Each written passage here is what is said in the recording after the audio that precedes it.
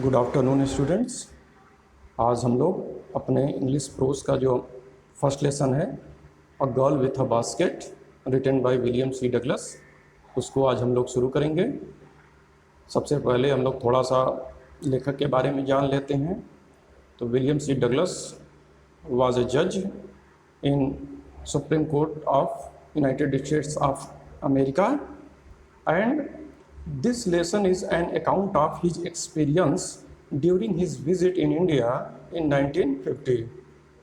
यानी William C Douglas संयुक्त राज्य अमेरिका के सुप्रीम कोर्ट में न्यायाधीश थे और इस लेसन में उन्होंने अपने उन अनुभवों का वर्णन किया है कि जब वो भारत घूमने आए थे 1950 में, तो कौन सा क्या विशेष अनुभव उनको हुआ, उसका वर्णन उन्होंने इस लेसन में किया हुआ है। Now let's start the chapter.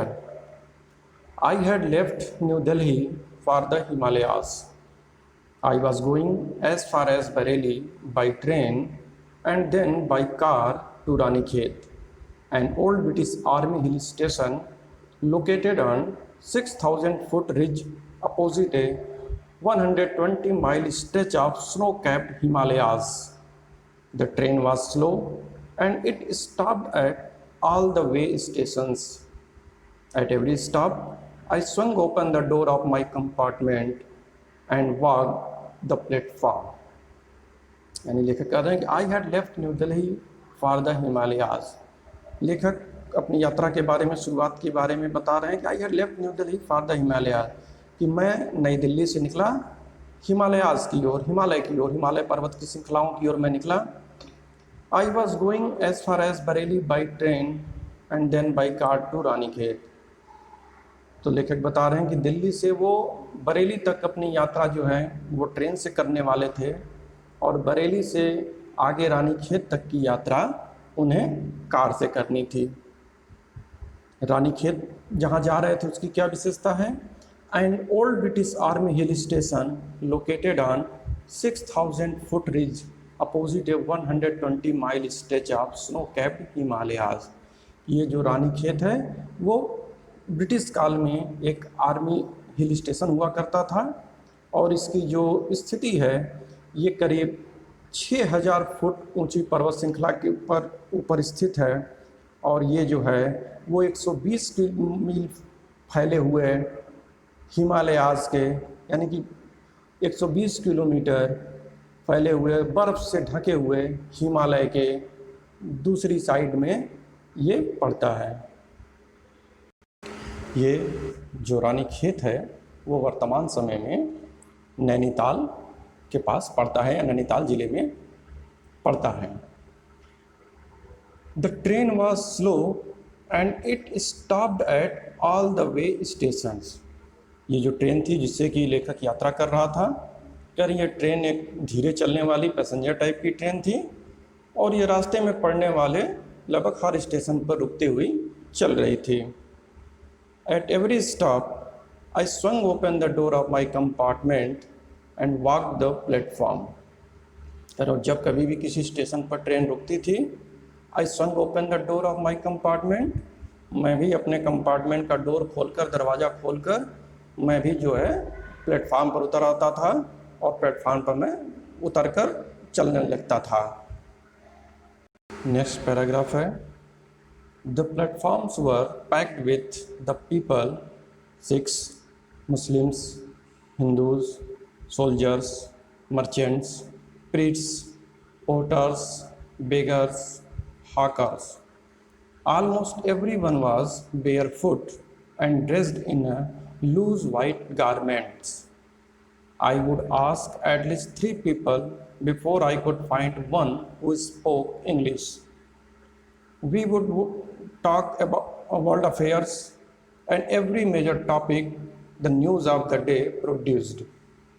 In this way, I was trying to get a feel of the pulse of the nation, checking opinions against official attitudes and reports. यानी लेखक कह रहा है कि जब ट्रेन प्लेटफॉर्म पर रुकती थी तो वो भी अपने कंपार्टमेंट से बाहर प्लेटफॉर्म पर आ जाता था। तो जब प्लेटफॉर्म पर आता था तो वो क्या दृश्य देखता था कि the platforms were packed with the people, कि लगभग जो भी प्लेटफॉर्म पड़ते थे रास्ते के, जहाँ कहीं भी लेखक उतरता था तो वो पाता था कि पूरा प्लेटफॉर्म जो है वो पैक्ड रहता था, यानी लोगों के भीड़ से भरा रहता था। जैसा कि तुम लोग भी अभी कोरोना काल के पहले अगर देखते रहे होगे, तो अगर कभी भी स्टेशन पर जाते रहे होगे, देखें कि स्टेशन पर एक भीड़ हमेशा से मौजूद रहती है।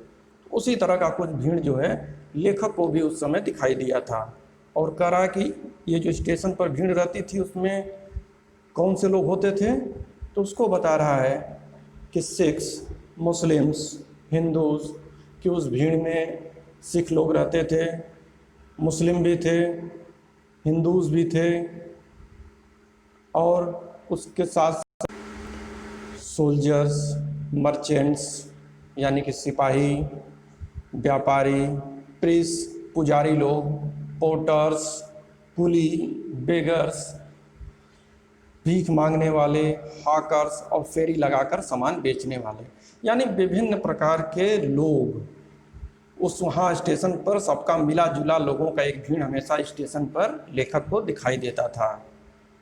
Almost everyone was barefoot and dressed in a loose white garments, और उसने खास बात पाई कि लगभग सभी लोग, चाहे वो किसी भी हिंदू, मुस्लिम, सिख, ईसाई थे, या वो व्यापारी थे, या हॉकर थे, लगभग सभी लोग जो है बेयरफुट थे, यानी नंगे पैर थे, यानी लोग पैरों में ज़्यादा लोग चप्पल या जूते पहने हुए दिखाई नहीं देते थे।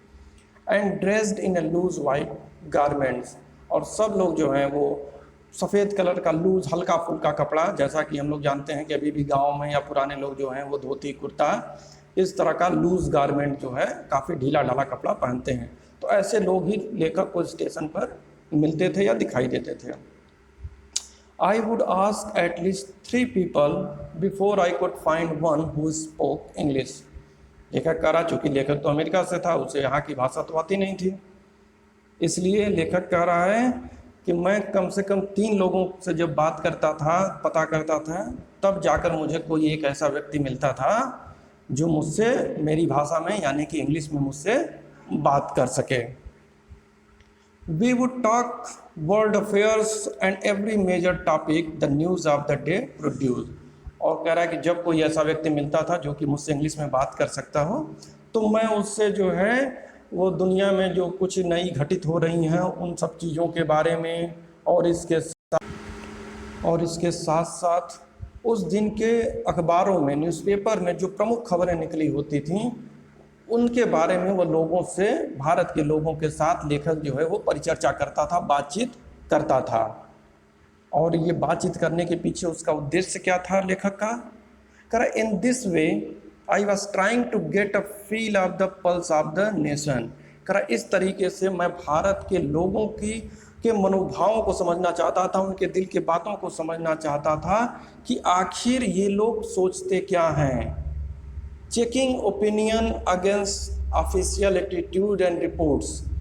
मैं जो ऑफिशियल लोग हैं या ऑफिशियल विचारधारा है, जो काम है अपनी सरकार के प्रति, अपने नेताओं के प्रति, ये लोग क्या सोचते हैं, मैं ये जानने की कोशिश करता था। और ये इसलिए भी महत्वपूर्ण था क्योंकि अभी भारत जो है, जैसा कि हम जान रहे हैं कि अभी 1950 में लेखक आया था घूमने, तो भारत अभी बहुत जल्द ही आज़ाद हुआ था।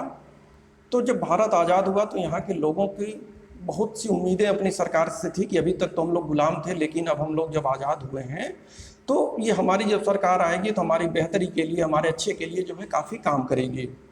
इसलिए लेखक जो है लोगों से बात करता था कि जिससे कि जान सके कि जो लोगों ने उम्मीदें पाल रखी थीं, क्या वो उम्मीदें पूरी हो रही थीं, क्या लोगों का अपने सरकार के बारे में, अपने नेताओं के बारे में, अपने शासन प्रबंध के बारे में लोगों का क्या सोचना था, क्या मानना था। इसको जानने के लिए जो है लेखक स्टेशन पर उतरकर लोगों से हमेशा बातचीत करने की कोशिश करता था।